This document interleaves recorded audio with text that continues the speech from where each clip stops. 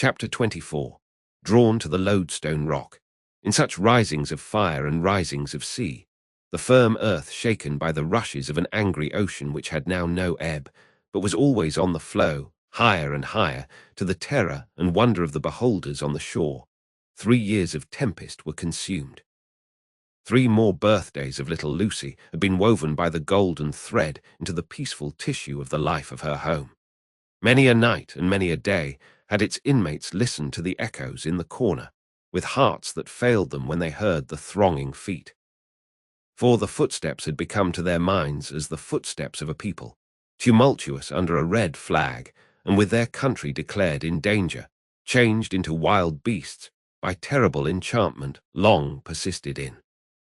Monseigneur, as a class, had dissociated himself from the phenomenon of his not being appreciated, of his being so little wanted in France as to incur considerable danger of receiving his dismissal from it and this life together.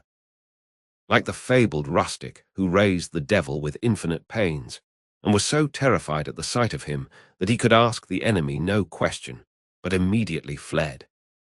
So Monseigneur, after boldly reading the Lord's Prayer backwards for a great number of years, and performing many other potent spells for compelling the evil one, no sooner beheld him in his terrors than he took to his noble heels.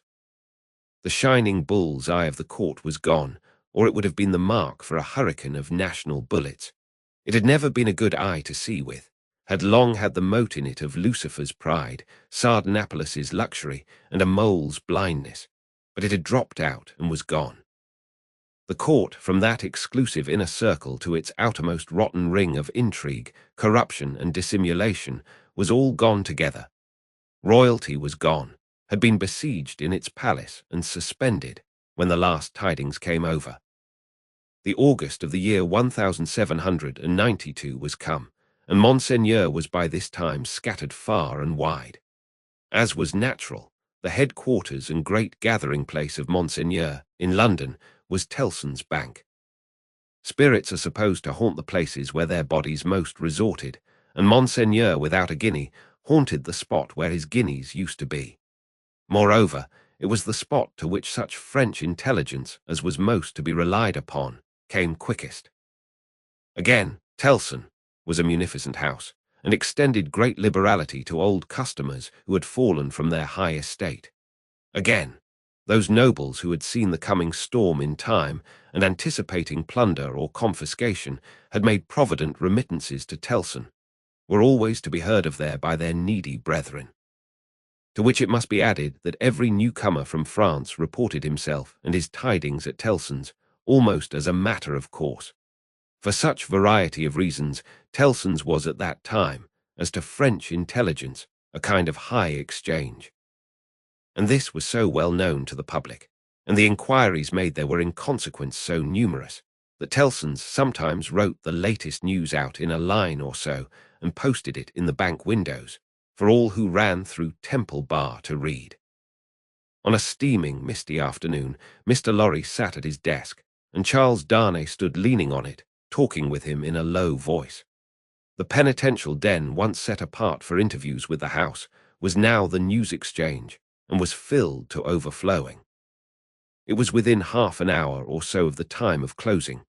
But, although you are the youngest man that ever lived, said Charles Darnay, rather hesitating, I must still suggest to you. I understand that I am too old, said Mr. Lorry. Unsettled weather, a long journey, uncertain means of travelling, a disorganized country, a city that may not be even safe for you. My dear Charles, said Mr. Lorry, with cheerful confidence, you touch some of the reasons for my going. Not for my staying away. It is safe enough for me. Nobody will care to interfere with an old fellow of hard upon fourscore when there are so many people they're much better worth interfering with. As to its being a disorganized city, if it were not a disorganized city, there would be no occasion to send somebody from our house here to our house there, who knows the city and the business of old, and is in Tellson's confidence. As to the uncertain travelling, the long journey, and the winter weather, if I were not prepared to submit myself to a few inconveniences for the sake of Tellson, After all these years, who ought to be? I wish I were going myself, said Charles Darnay, somewhat restlessly and like one thinking aloud. Indeed, you are a pretty fellow to object and advise, exclaimed Mr. Lorry. You wish you were going yourself, and you a Frenchman born, you are a wise counsellor. My dear Mr. Lorry, it is because I am a Frenchman born that the thought, which I did not mean to utter here, however, has passed through my mind often. One cannot help thinking, having had some sympathy for the miserable people, and having abandoned something to them, he spoke here in his former thoughtful manner, that one might be listened to, and might have the power to persuade to some restraint. Only last night, after you had left us, when I was talking to Lucy. When you were talking to Lucy, Mr. Lorry repeated. Yes, I wonder you are not ashamed to mention the name of Lucy. Wishing you were going to France at this time of day. However, I am not going, said Charles Darnay with a smile. It is more to the purpose that you say you are. And I am, in plain reality. The truth is, my dear Charles, Mr. Lorry glanced at the distant house and lowered his voice. You can have no conception of the difficulty with which our business is transacted, and of the peril in which our books and papers over yonder are involved. The Lord above knows what the compromising consequences would be to numbers of people if some of our documents were seized or destroyed. And they might be at any time, you know, for who can say that Paris is not set afire today or sacked tomorrow? Now, a judicious selection from these with the least possible delay, and the burying of them, or otherwise getting of them out of harm's way, is within the power, without loss of precious time, of scarcely anyone but myself, if anyone. And shall I hang back when Tellson's knows this and says this, Tellson's, whose bread I have eaten these 60 years, because I am a little stiff about the joints? Why, I am a boy, sir, to half a dozen old codgers here. How I admire the gallantry of your youthful spirit, Mr. Lorry. Tut, nonsense, sir. And my dear Charles, said Mr. Lorry, glancing at the house again, you are to remember that getting things out of Paris at this present time, no matter what things, is next to an impossibility. Papers and precious matters were this very day brought to us here. I speak in strict confidence. It is not businesslike to whisper it, even to you, by the strangest bearers you can imagine, every one of whom had his head hanging on by a single hair as he passed the barriers. At another time, our parcels would come and go as easily as in businesslike old England, but now everything is stopped. And do you really go tonight? I really go tonight, for the case has become too pressing to admit of delay. And do you take no one with you? All sorts of people have been proposed to me, but I will have nothing to say to any of them. I intend to take Jerry. Jerry has been my bodyguard on Sunday nights for a long time past, and I am used to him. Nobody will suspect Jerry of being anything but an English bulldog, or of having any design in his head, but to fly at anybody who touches his master. I must say again that I heartily admire your gallantry and youthfulness. I must say again, nonsense, nonsense. When I have executed this little commission, I shall, perhaps, accept Tellson's proposal to retire and live at my ease. Time enough, then, to think about growing old. This dialogue had taken place at Mr. Lorry's usual desk, with Monseigneur swarming within a yard or two of it, boastful of what he would do to avenge himself on the rascal people before long.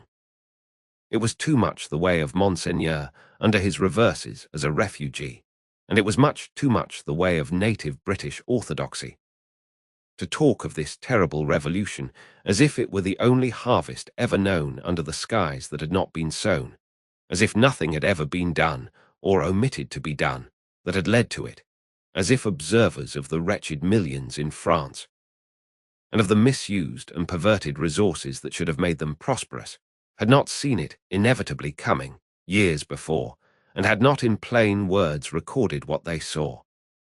Such vapouring, combined with the extravagant plots of Monseigneur for the restoration of a state of things that had utterly exhausted itself, and worn out heaven and earth as well as itself, was hard to be endured without some remonstrance by any sane man who knew the truth. And it was such vapouring all about his ears, like a troublesome confusion of blood in his own head, added to a latent uneasiness in his mind, which had already made Charles Darnay restless, and which still kept him so. Among the talkers was Stryver, of the King's Bench Bar, far on his way to state promotion, and therefore loud on the theme, broaching to Monseigneur his devices for blowing the people up and exterminating them from the face of the earth, and doing without them, and for accomplishing many similar objects akin in their nature to the abolition of eagles by sprinkling salt on the tails of the race. Him Darnay heard with a particular feeling of objection, and Darnay stood divided between going away that he might hear no more, and remaining to interpose his word, when the thing that was to be went on to shape itself out. The house approached Mr. Lorry, and laying a soiled and unopened letter before him, asked if he had yet discovered any traces of the person to whom it was addressed. The house laid the letter down so close to Darnay that he saw the direction, the more quickly because it was his own right name. The address, turned into English, ran, very pressing, to Monsieur heretofore the Marquis St. Evremond of France, confided to the cares of Messrs. Tellson and Co., bankers, London, England. On the marriage morning, Dr. Manette had made it his one urgent and express request to Charles Darnay that the secret of this name should be, unless he, the doctor, dissolved the obligation, kept inviolate between them. Nobody else knew it to be his name. His own wife had no suspicion of the fact. Mr. Lorry could have none. "No," said Mr. Lorry, in reply to the house. "I have referred it, I think, to everybody now here, and no one can tell me where this gentleman is to be found." The hands of the clock verging upon the hour of closing the bank, there was a general set of the current of talkers past Mr. Lorry's desk. He held the letter out inquiringly, and Monseigneur looked at it in the person of this plotting and indignant refugee, and Monseigneur looked at it in the person of that plotting and indignant refugee. And this, that, and the other, all had something disparaging to say, in French or in English, concerning the Marquis who was not to be found. Nephew, I believe, but in any case degenerate successor of the polished Marquis who was murdered, said one. Happy to say, I never knew him. A craven who abandoned his post, said another. This Monseigneur had been got out of Paris, legs uppermost and half suffocated in a load of hay, some years ago. Infected with the new doctrines, said a third, eyeing the direction through his glass in passing. Set himself in opposition to the last Marquis, abandoned the estates when he inherited them, and left them to the ruffian herd. They will recompense him now, I hope, as he deserves. Hey, cried the blatant Stryver. Did he, though? Is that the sort of fellow? Let us look at his infamous name. D.N. the fellow. Darnay, unable to restrain himself any longer, touched Mr. Stryver on the shoulder and said, I know the fellow. Do you, by Jupiter? Said Stryver. I am sorry for it. Why, Mr. Darnay, do you hear what he did? Don't ask why in these times.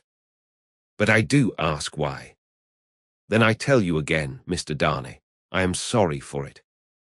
I am sorry to hear you putting any such extraordinary questions.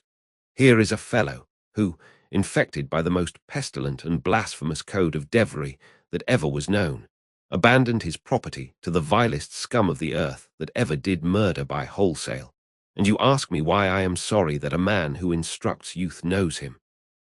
Well, but I'll answer you. I am sorry because I believe there is contamination in such a scoundrel. That's why. Mindful of the secret, Darnay with great difficulty checked himself and said, You may not understand the gentleman. I understand how to put you in a corner, Mr. Darnay, said Bully Stryver, and I'll do it. If this fellow is a gentleman, I don't understand him. You may tell him so with my compliments. You may also tell him from me that after abandoning his worldly goods and position to this butcherly mob, I wonder he is not at the head of them. But no, gentlemen, said Stryver, looking all round and snapping his fingers. I know something of human nature. And I tell you that you'll never find a fellow like this fellow, trusting himself to the mercies of such precious protégés. No, gentlemen, he'll always show 'em a clean pair of heels very early in the scuffle, and sneak away." With those words, and a final snap of his fingers, Mr. Stryver shouldered himself into Fleet Street, amidst the general approbation of his hearers. Mr. Lorry and Charles Darnay were left alone at the desk in the general departure from the bank.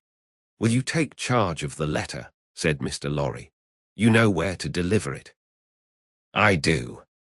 "Will you undertake to explain that we suppose it to have been addressed here, on the chance of our knowing where to forward it, and that it has been here some time?"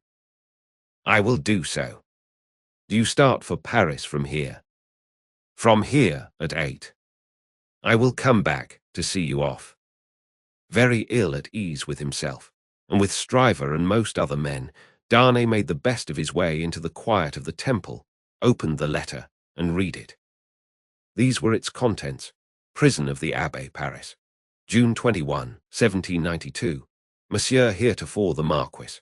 After having long been in danger of my life at the hands of the village, I have been seized with great violence and indignity, and brought a long journey on foot to Paris. On the road I have suffered a great deal, nor is that all.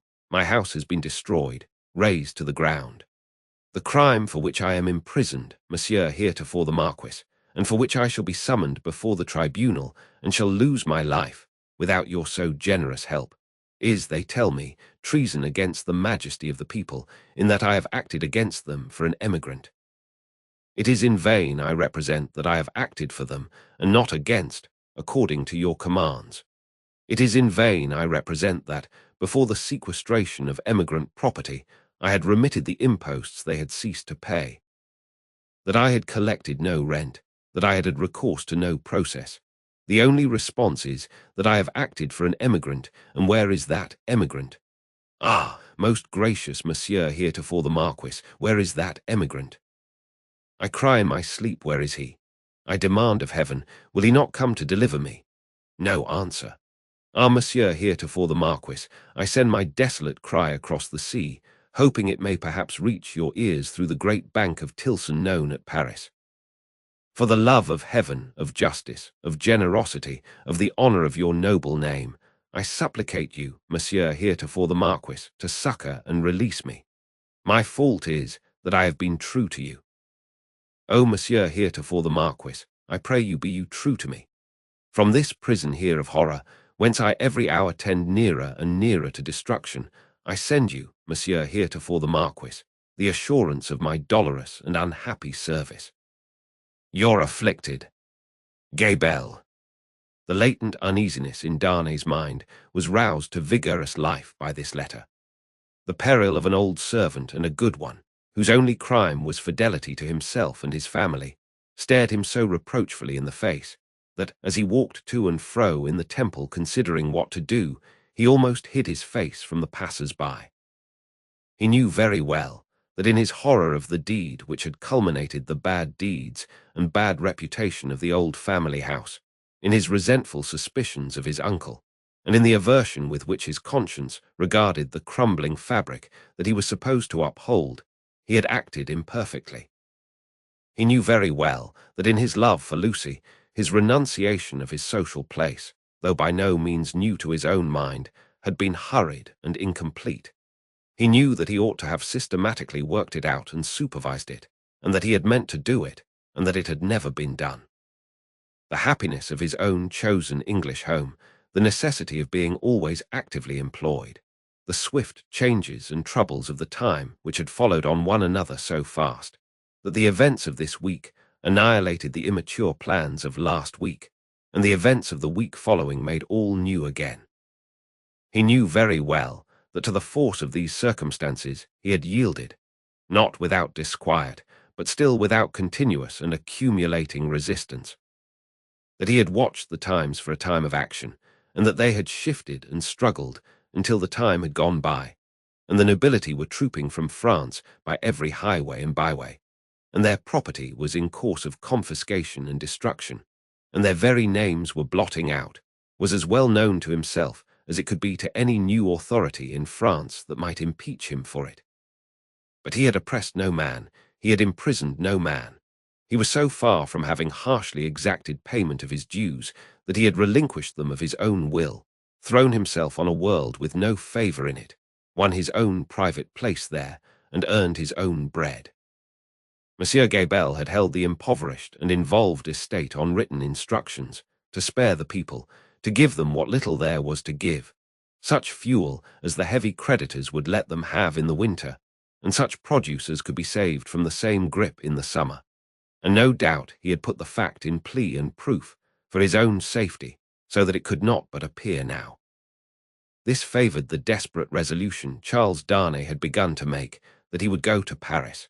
Yes, like the mariner in the old story, the winds and streams had driven him within the influence of the lodestone rock, and it was drawing him to itself, and he must go.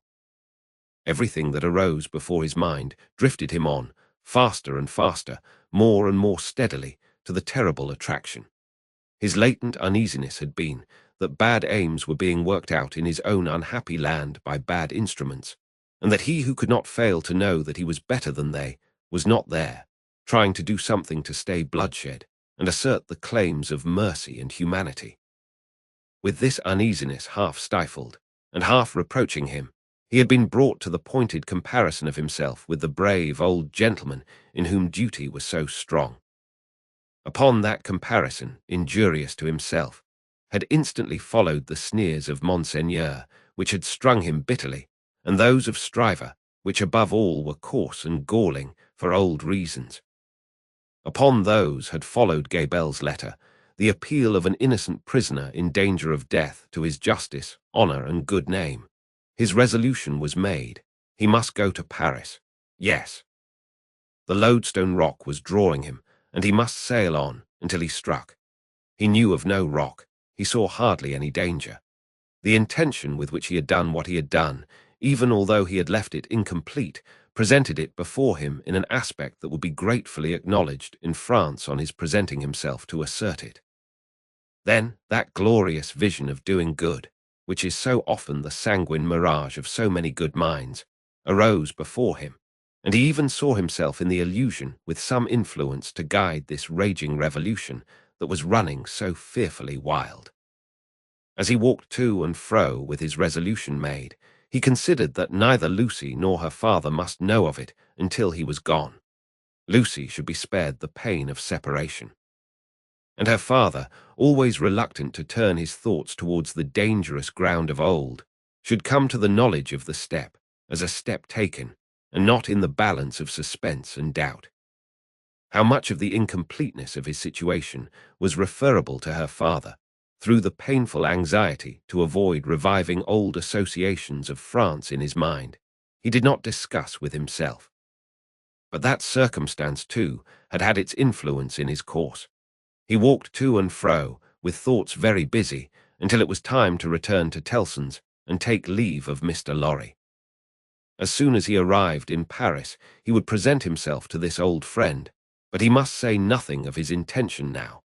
A carriage with post-horses was ready at the bank door, and Jerry was booted and equipped. "I have delivered that letter," said Charles Darnay to Mr. Lorry. "I would not consent to your being charged with any written answer, but perhaps you will take a verbal one." "That I will, and readily," said Mr. Lorry, "if it is not dangerous." "Not at all, though it is to a prisoner in the Abbaye." "What is his name?" said Mr. Lorry, with his open pocketbook in his hand. "Gabelle." "Gabelle. And what is the message to the unfortunate Gabelle in prison?" "Simply that he has received the letter and will come. Any time mentioned. He will start upon his journey tomorrow night. Any person mentioned." "No." He helped Mr. Lorry to wrap himself in a number of coats and cloaks, and went out with him from the warm atmosphere of the old bank into the misty air of Fleet Street. "My love to Lucy, and to little Lucy," said Mr. Lorry at parting, "and take precious care of them till I come back." Charles Darnay shook his head and doubtfully smiled as the carriage rolled away. That night It was the 14th of August. He sat up late and wrote 2 fervent letters. One was to Lucy, explaining the strong obligation he was under to go to Paris, and showing her at length the reasons that he had for feeling confident that he could become involved in no personal danger there. The other was to the doctor, confiding Lucy and their dear child to his care, and dwelling on the same topics with the strongest assurances.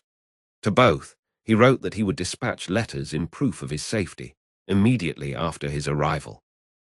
It was a hard day, that day of being among them, with the first reservation of their joint lives on his mind. It was a hard matter to preserve the innocent deceit of which they were profoundly unsuspicious. But an affectionate glance at his wife, so happy and busy, made him resolute not to tell her what impended.